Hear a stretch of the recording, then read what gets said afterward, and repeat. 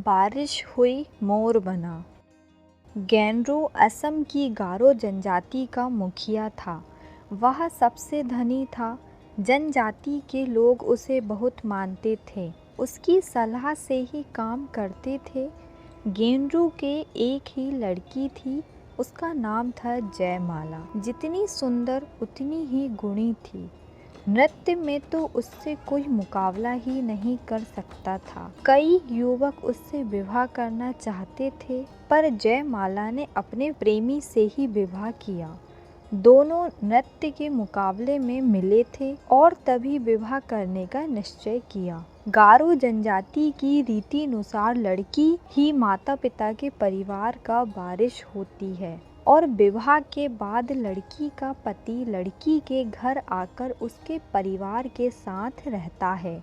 जयमाला का पति भी जयमाला के घर में आकर रहने लगा। माता पिता अब बूढ़े होने लगे थे। एक दिन गेनरू ने जयमाला को बुलाकर अपनी सारी संपत्ति, घर, खेती, धन सब कुछ उसे सौंप दिया। जयमाला की माँ ने बक्से में से एक सुंदर वस्त्र निकालकर जयमाला को दिए।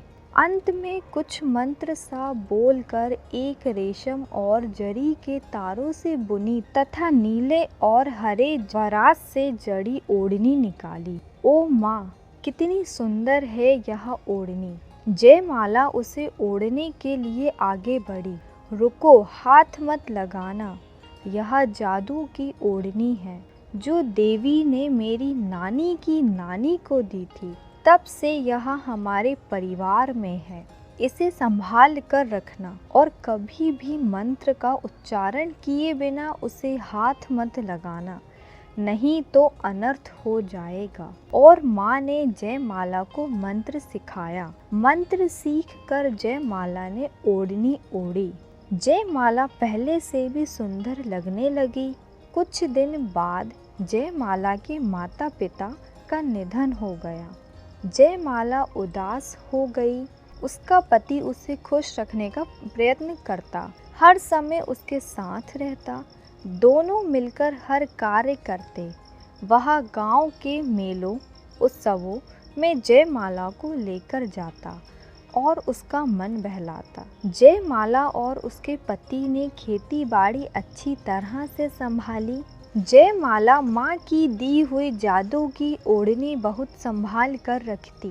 मंत्र पढ़कर उसे केवल खास मौके पर पहनती और धूप दिखाकर फिर बक्से में रखती। उस वर्ष सावन और भादों में मूसलाधार वर्षा हुई। कई दिन तक लगातार वर्षा होती रही।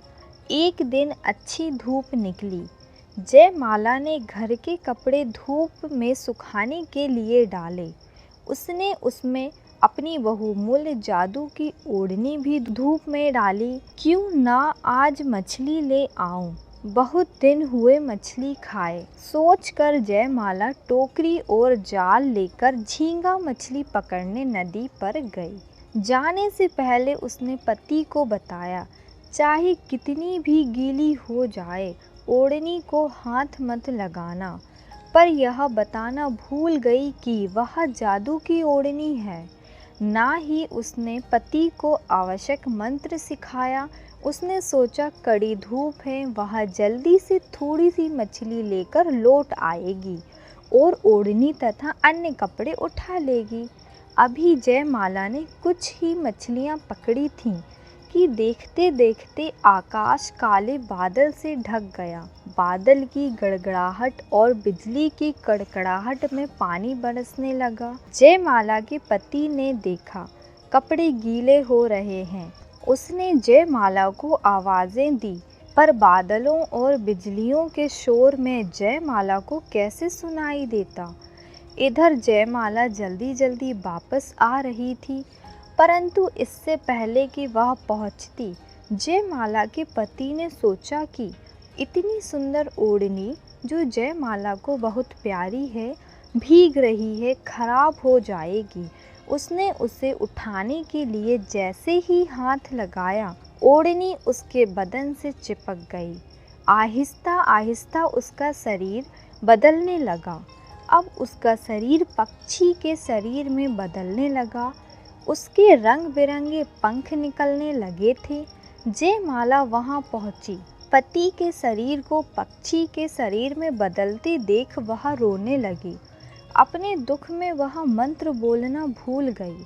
उसने पति के शरीर से लिपटी ओढ़नी खींचनी चाही। ओढ़नी को हाथ लगाते ही उसका शरीर भी बदलने लगा, पर उसके पक्षी शरीर में पंख कम निकले, क्योंकि ओढ़नी का सारा रेशम और नीले हरे जवाहरात पक्षी का शरीर बने पति के पंखों में बदल गए थे। जयमाला के हिस्से में कम या ना के बराबर पंख आए। जो आए वो पति के पंखों जैसे सुंदर और चमकीले नहीं थे। हरे नीले चमकीले पंखों वाला उसका पति बना मोर और जयमाला बनी कम पंखों वाली मोरनी। आज भी जब कभी आकाश में काले बादल छा जाते हैं और बारिश की रिमझिम होने लगती है, तो मोर नाचते हुए अपनी मोरनी को आने के लिए आवाज़ देता है।